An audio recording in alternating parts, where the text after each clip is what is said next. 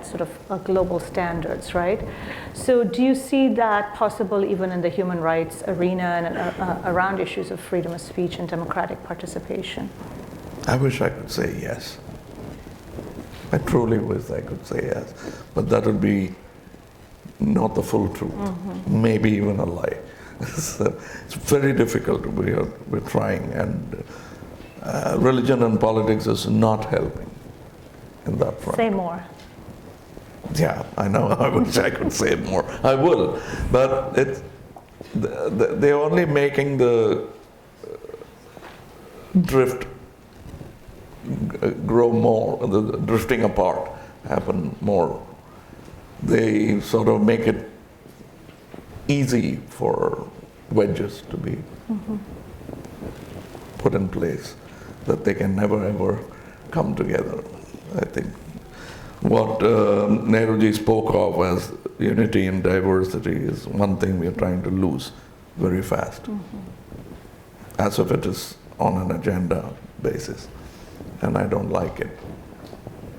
And once again, I reiterate, religion and politics has a very big hand in driving that wedge between logic, compassion, and unity and diversity. Wonderful. I'm going to clap. So I'm going to open it up to the audience. I'm not sure if we have mics or if you would like to just speak really loud, and I'll try and summarize your question. Yes, the gentleman right here. Oh, there are 4 mics. Yeah. Sorry, can you point them out? Can you just point them out? Let me collect phone. Yeah. I'm sorry, there's 4 mics, so actually if folks could get to the mics just because it's being recorded. Yeah. So if you could get to the mic and get in line there, then that might be easier. There, somebody's got a mic. Good evening, sir. I'm Prashant Kannan. I'm a grad student from Johns Hopkins University. I have 2 questions for you. When Vishwarupam 1 released, you faced with a lot of controversies, and finally you had to censor or unmute few scenes. Vishwarupam 2 is also of same genre. If the same issue, same story. Yeah, if the same issue is proper, how will you deal with it? And my second question. Everyone wants to ask this question to you. Some of my friends even messaged me this morning. Do you have plans of restarting the shooting for Mardanayagam? Okay. First question first. About Vishwarupam 2 facing the same problems, I think all parties involved in the first controversy are wiser now.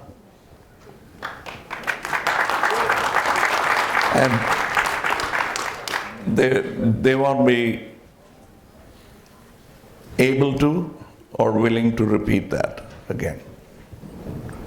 That's my hope.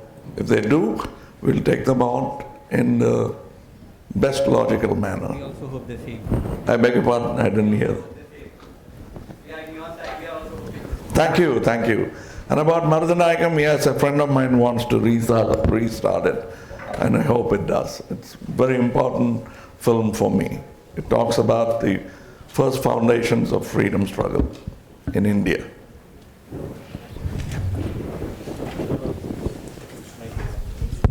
That one. Okay. Is it on now?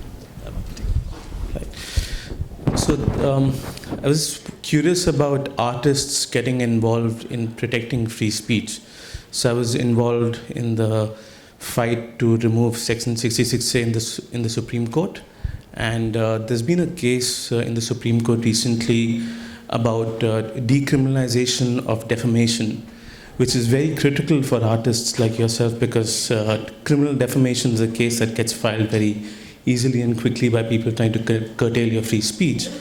But we don't really see artists speaking up when such important cases reach the Supreme Court. So what will it take for people like you to get more involved at that important a juncture? There is this common fear that you cannot comment on something sub judice, and that's why we don't know really the thin line between legality and illegality, that suddenly that might be foisted on you by the honorable court. There's also an option for you to join the case, in fact. I beg your pardon? There's an option for you to even join the case and fight along with those who filed the case as well. Yes, but we have to be careful. That's why we don't voice. We want to talk to a lawyer first before we talk. It could be misconstrued or even misused, sometimes even by a clever lawyer. So, vanakkam. Brave man, I am living with you. I am very proud of it. For example, the Vishwarubam, the whole Tamil Nadu and everybody opposed it. The movie cleared censor. That's a legally okay movie. For example, I go to work, I get paid. Then on the way, somebody comes, hey, you're not worth that $60,000. You're not worth that $100,000. That's not fair. That's what happened to your movie. It's legally cleared. So I oppose that. But that's tremendous stress. Even individually, I get stress. I don't know how to handle sometimes. I just want to know, how do you handle the stress with all those, each movie you get problems? Can you just give one point that I can use in my life too? Thank you. Nandri. I think you can be stress-free if you're very confident that you're right. When you vacillate, when you're in doubt, that's stress. You can be even ignorant about the fact that you're right. But once you know it, that's a relief. I usually, when I'm stressed, I sleep without medication. It helps. Thank you, sir. There's a gentleman up there waiting, up there. Good afternoon, sir. Good afternoon. My question is about distributors and cinema owners in India. So there exists a risk of film distributors and cinema owners forming a cartel and restricting the delivery of media or its reach. How do you think this should be addressed, and why are states continuing failing? Directly, I think because you see, in a world of open source, protectionism cannot work like medieval times. You can't stand on your ramparts and say no further. Who goes there, friend or foe? It's not how business is going to work. You'll have to use every opportunity. It's so subcutaneous now, you don't even see money passing hands now. But there's so much profit in it. They don't realize all that. They're protecting vested interests in archaic machines and tools without accepting the fact that they will be outdated very soon, especially in this era. Quickly outdated. And they want to save that money and hence form a cartel. But that's all impeding the ascent of the business, the rise of the business. That's sad.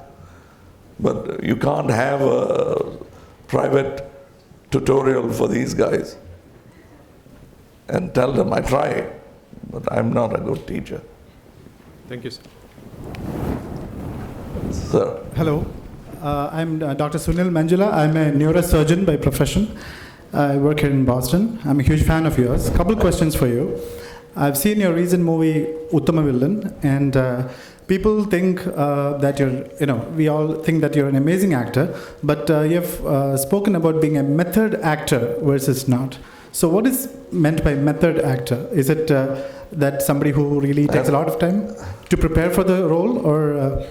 As a neurosurgeon, you'll understand there is a method to every madness.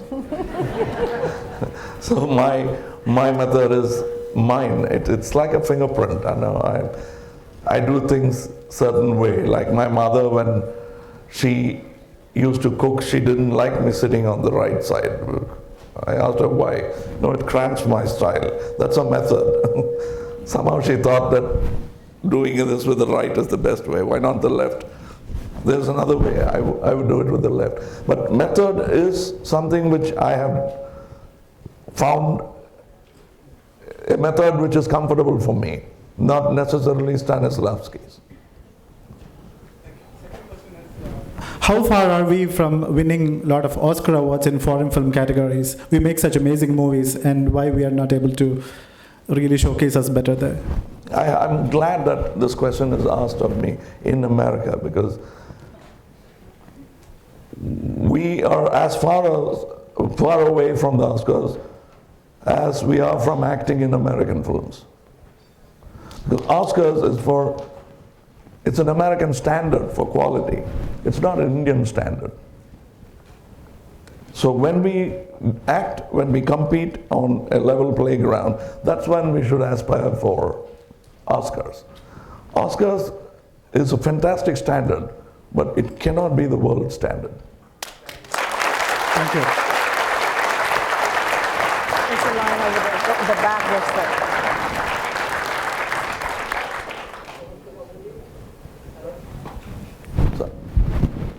Namaste Kamalji. Apart from being a phenomenal actor, director, filmmaker, poet, writer, you also are a classically trained dancer. Would you consider to give a classical dance performance anytime soon? We would like to invite you here. Well, it's like getting back into a karate tournament. It's as difficult because you'll have to be in training. I'm out of training, and I was almost afraid you might ask me to do it now. I was going to use my shoes as an excuse. But yes, why not? I would love to do that. Thank you.